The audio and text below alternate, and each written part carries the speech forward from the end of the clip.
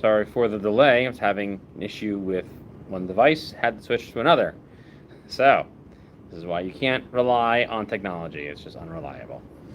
Thank you for joining us today on the Mishnah Berurah class. Today's class, we are continuing in Siman Kuf Mem Aleph 141, and we are halfway through it.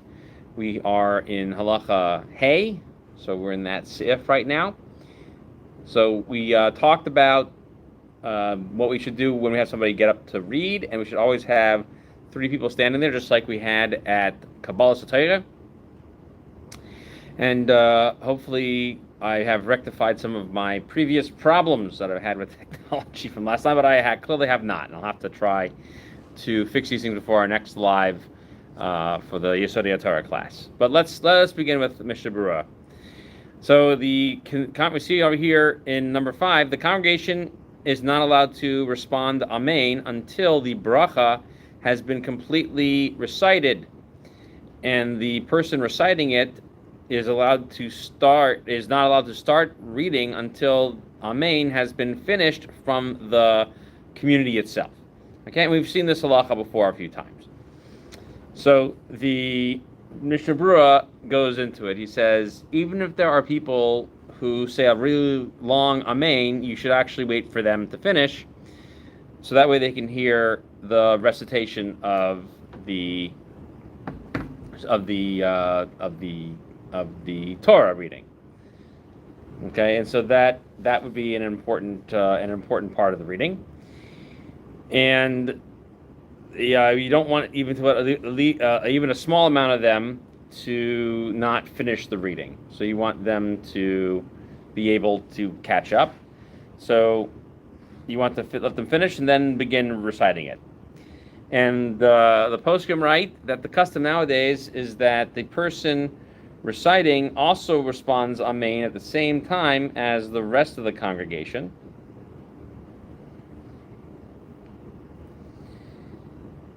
And he says it loudly. And he says it a little bit longer than them in order that they should know that he's about to start. Okay? And he should actually listen a little bit to make sure that he finishes and that it's completely quiet so that he can start. And even the recommendation is to take a little bit of pause after the recitation of the Amen of the reader before starting the reading itself. And that way it shouldn't sound like he is trying to say a song of Amen, but he's rather trying to connect it with the reading itself and with what he's reading, or that it's actually written in the Torah itself. We've talked about those type of issues a few times as well. Okay, so that is halacha 5. Okay, now we're going to move on to halacha 6. Okay, 2 brothers may be called up to recite from the Torah, one after the other, and a son may be called to recite a son after the father, one after the other. And we don't let them do that because it just seems like an ayin hara, like just a bad idea. Okay, people are gonna be like, you know, this you guys, read together. That's not cool. The Ramah adds, and even if one of them is called up 7th, the other one is maftir, you shouldn't use his name because it sounds like a bad omen. So the Mishnah Berurah explains they could technically read together, okay? Meaning there is nothing prohibiting them one from reading one after the other. There's no prohibition explicitly. So if you accidentally called them up and he walks up to the thing and you're like, oh wait, you're so-and-so's brother. Oopsies, right? Oh, you're so-and-so's son. He doesn't have to leave, but it's best not to do it because the ayin hara thing. Okay, what does that mean, ayin hara?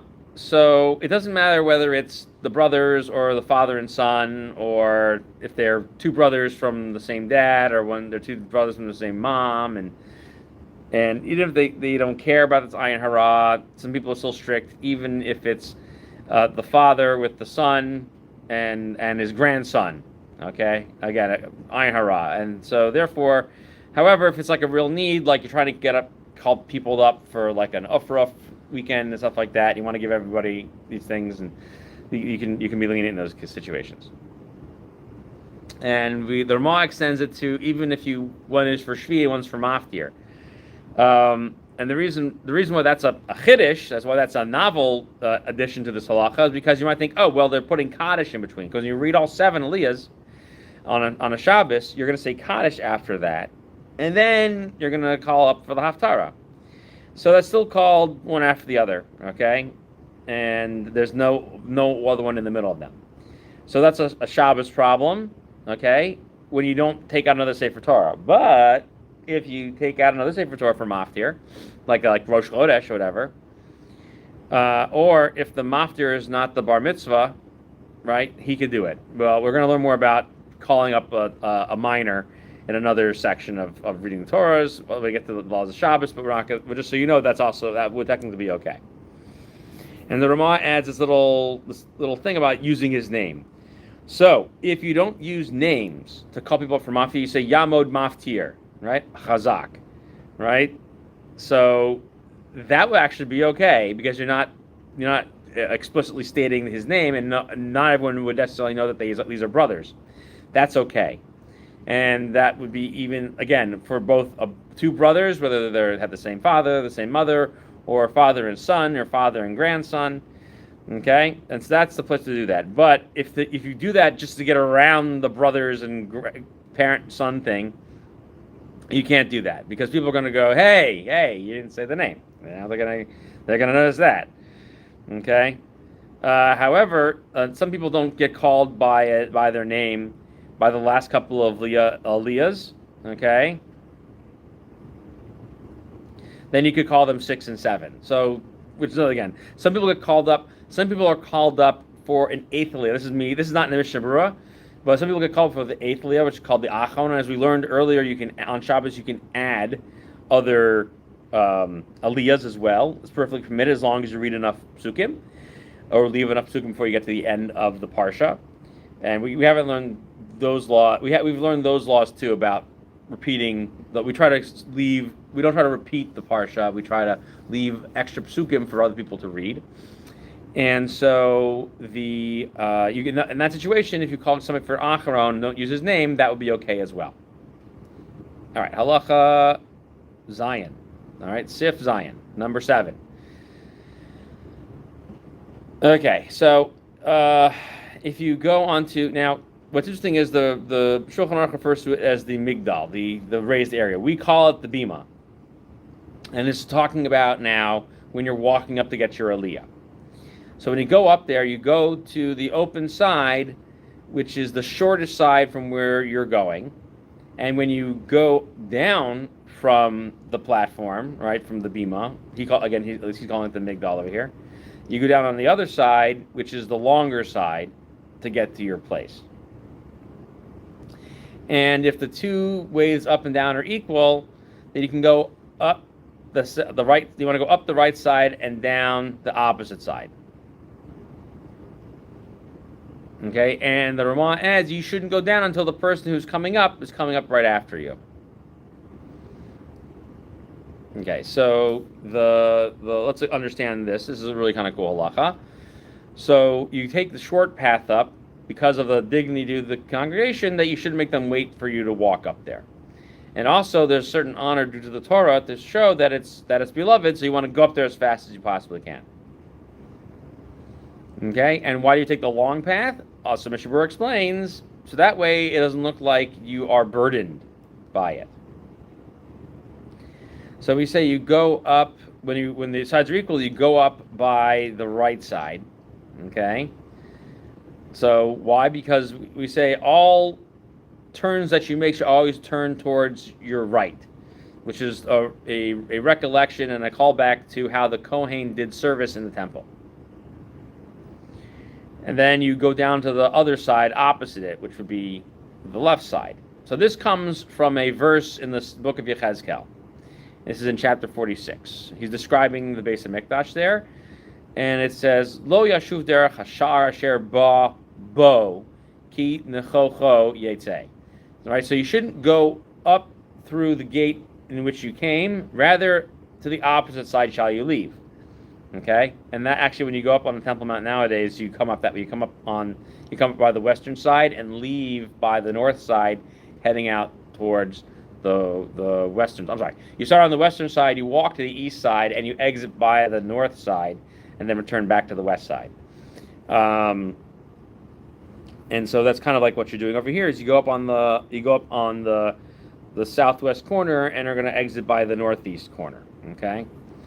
So that's how you should leave it, okay? Or if you're walking all the way around it, you want to walk like that, okay? And so too, when the Chazan brings the Sefer Torah to the bima, or in the Shulchan Aruch, as the Mishnah calls it, the teva, so too you come up to the right side and you come down the opposite side, okay? But the thing is, you're always coming up on your right side. So when you're walking towards the bima, you're going to stay on the right side, going to your right of the bima, coming around it, which would technically, when you're facing towards the aron, it'll then become your left side. But you're always turning to your right. So the way in which the Sefer Torah comes up is going to be the exact opposite of the way in which you, as the person reading or getting the Aliyah, are going to come up. Okay, and the Mishnah points out it's entirely possible by Sefer Torah you always go to your right, even if it's a longer path. He says now, and our custom is that the bima is always in the middle, opposite the Aron Kodesh, and the Ramah brings this down when we get to it in Siman Kuf Nun Sif Hey, which is 150, the Halacha 5, which is we're going to learn about later how you build a shul. And if that's the case, then everything, however you go up, is going to be equal, and so therefore you always go to your right. And later authorities say over here that someone who is called up to the Torah should always go up as quickly as they can, but not running, okay? Because it's not appropriate for running to run. So it's not appropriate for running in the shul, basically. And so then we say that you don't go up until the other guy starts going down, or you don't go down until the other guy starts coming up. Because you don't want the Sefer Torah shouldn't be left all by itself, which means you have to have the three people like we mentioned before.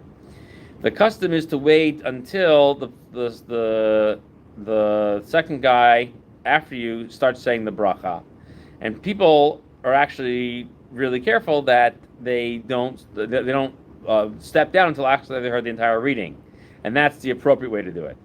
So you technically are required to stand up there while the blessing's being recited, but our custom is to stand up there while they're reading it as well, and you don't go down until you get between the next person again, and then go back to your seat as quickly as you can.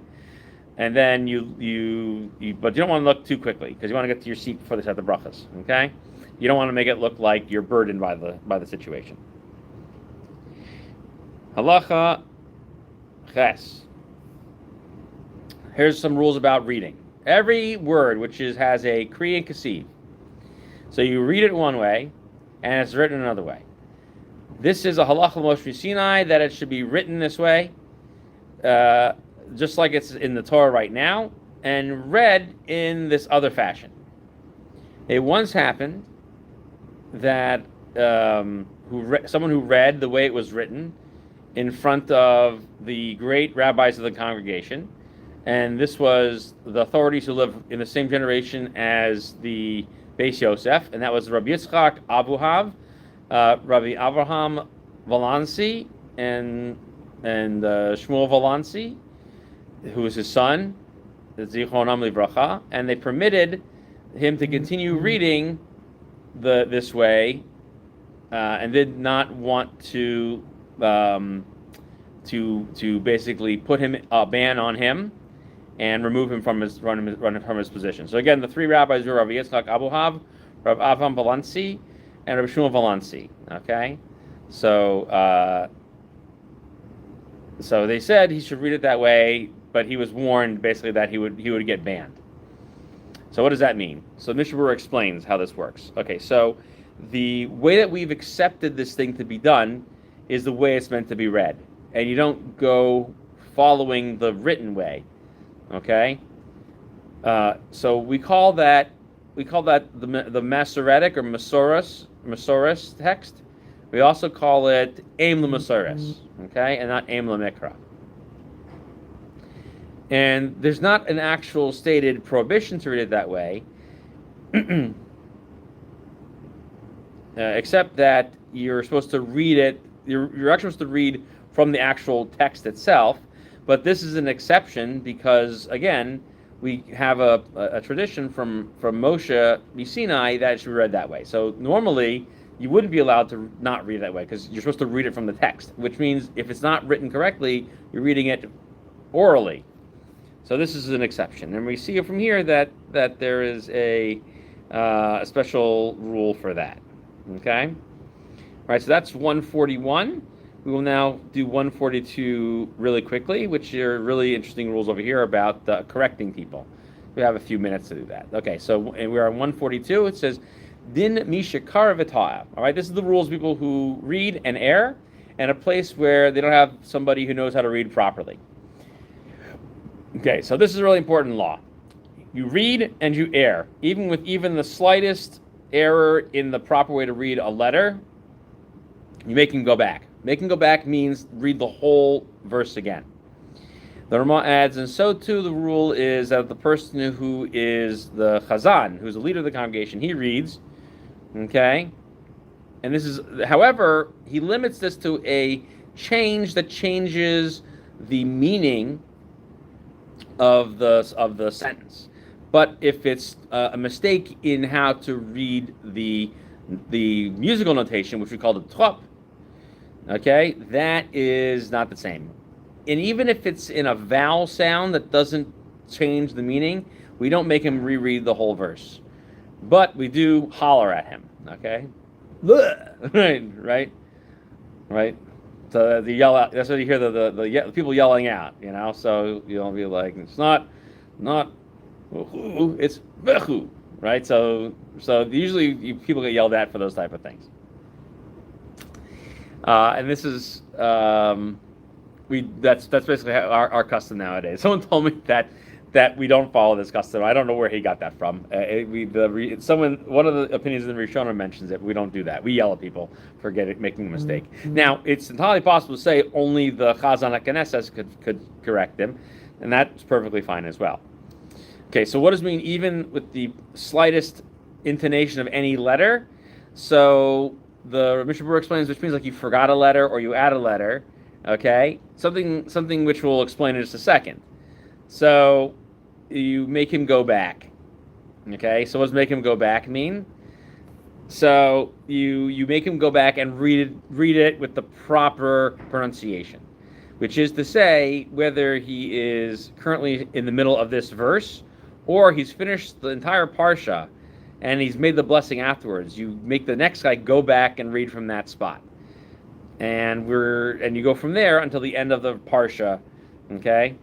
And sometimes you even have to add on 3 other verses for the next parsha as well. So you want to, because that's the rule, you need to add on. So if you someone makes an error in the middle of the second Aliyah, and you just went to the third, you go back and you read from the middle of the second and then all the way to the third, okay? So the Rama adds a strange thing about even the Chazan who is reading. So meaning so the person who's saying the bracha used to read, and that's what we were talking about. But now the guy who's saying the bracha isn't the guy reading, so you even correct that guy, right? The Baal Koreh, as I'll call them. Okay, so even though he's not making the blessing, the chiddush is that you still make him correct it. Okay, but it has to be a certain type of error. Okay. So now we're going to explain what this means. So the rule is that if you leave out or add even one letter where it doesn't change the intent and meaning of the verse, so let's say if you call Aaron Harun, right? Okay, like Haran, okay, without the aleph and Aaron, there's an Aaron, Haran, okay, or instead of saying Mitzrayim, you say Mitzrayim, things like that. So okay, those are places where you should go back. But if you make an oopsie in the tune or in one little vowel sound that you're not really going to change the meaning of it, right? It's not like Haran and Aaron are 2 different people, right? So that would be a big mistake. So if you don't do that, so for example, if you make a flat sound, like with a patach, instead of saying with a tsere, okay? So for example, you say yaseh, but say yeyaseh, okay, or something, or the opposite way around, okay? So if you say, instead of saying halav, you say chalev, right, with the tsere, or you say yoshev instead of yashav. Those are all ways in which you've changed it, right? Lo tavashel gedi b'chalev imo, right? If you change it to that, was going to change it from milk to fat. So you need to be careful with those type of things, that you don't mess those up. Then you have to read it again. And that's a case where changing even the vowel sounds a problem. So now the Mishnah Berurah concludes by saying there's a book called the Shulchan Atzei Shitim. And he says another thing. So this is also when you're reciting the trup itself and you change the meaning because you didn't follow the proper annotation. And so it's, if you don't stop in certain places, then you should make them go back and reread it again. And so some people are just like, whatever, if I miss, some people also think that, like, if you read God's name, you don't go back and read it again, but you do. Okay? So if it changes the meaning of it. So too if you don't end the pasuk in the same place. Okay, so we say that only if you don't make a mistake, you don't go back to those verses, whether it's the chazan who's reading it or the guy who got called up. Okay, so that we say we yell at him. So what does that mean? So the what's it called? There's a tshuva quoted here in the Mishnah Berurah by the Maharam Mintz, that the chazan who's leading the whole thing, he needs to go back and he needs to review the whole thing every single week until it's fluid in his mouth, with every single annotation and note and everything. Okay, which ones are read with the first syllable, stress on the first syllable, and the stress on the second syllable, whether the notations on the right side, notations on the left side, and be slow and be and not be fast about it, not swallow the words. And this statement is also echoed by the Aliyah Rabbah as well. Last halacha in here. Okay, so a yeshuv, a place where there's not a lot of people, where they have a minyan of people, and they don't really know how to read the Torah very well. Right, Torah kehelchasa is what he says. With all the notations and all these other things, they still are supposed to read from the Torah with a bracha according to halacha, and they also make a maftir with the Navi, and we'll talk more about that in Siman Kuf Mem Dalet. Okay, so you have a minyan, meaning at least 10, but they're kind of not knowledgeable. So what does this mean? Okay, so the Mishnah Berurah explains they don't know how to read the trup, and it sounds even like from even later authorities that even if there's not someone who knows how to read it all, they should still go through it and correct all the errors as they read through it, however many there are, even if it changes it. And through this, they still are allowed to go ahead and make the blessing and keep reading their bad reading, that they shouldn't go without hearing the Torah in this completion. However, the Pri Chadash disagrees, and he says that since they're going to make lots of mistakes and they're going to change the meaning of it, like they're going to, instead of reading chalev, they read chalev, right? The fat instead of milk, and zachar lezecher, right? You should, things like that, and no one knows how to read and correct it possibly from all the mistakes. So then, of course, you make a bracha on that, and you don't make a maftir b'navi. And the Pri Megadim seems to agree with that, and he says that you should still read without a bracha. Okay, and it's where it says that you should read it correctly. So if there is somebody who knows how to read the trup, but he knows how to read only from a chumash, then let him do that. Let him read the chumash, look at it, and then read from the verses in the Torah. Okay, and let people show him how to read the proper trup and the proper annotations and the proper the proper verse endings and so on. Okay, and he can't read out of the chumash aloud, but he can look at it and then read aloud from the Sefer Torah itself. And you also don't want to recite it if you stand in there with the person actually reading. He recites it to him quietly, and reads from the Sefer Torah. Our custom, it's not in the Mishnah Berurah, our custom is to have people do the hand signals. So that's a common thing that we now do nowadays, is to use the hand signals. All right, thank you for finishing up this halach with me, and thanks for sticking around despite having had the live stream fail twice before we got it going. And we will see you at our next discussion of the laws of reading the Torah before we move into laws of basic Knesset. And until then, keep learning Torah.